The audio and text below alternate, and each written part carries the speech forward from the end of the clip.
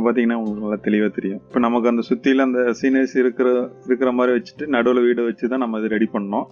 அதுக்கப்புறம் பார்த்தீங்கன்னா நான் அதில் கட்டில் சைஸு மற்ற அம்மிக்கல் சைஸு இது எல்லாமே பார்த்தீங்கன்னா நம்ம இருக்கிற கேரக்டருங்களோட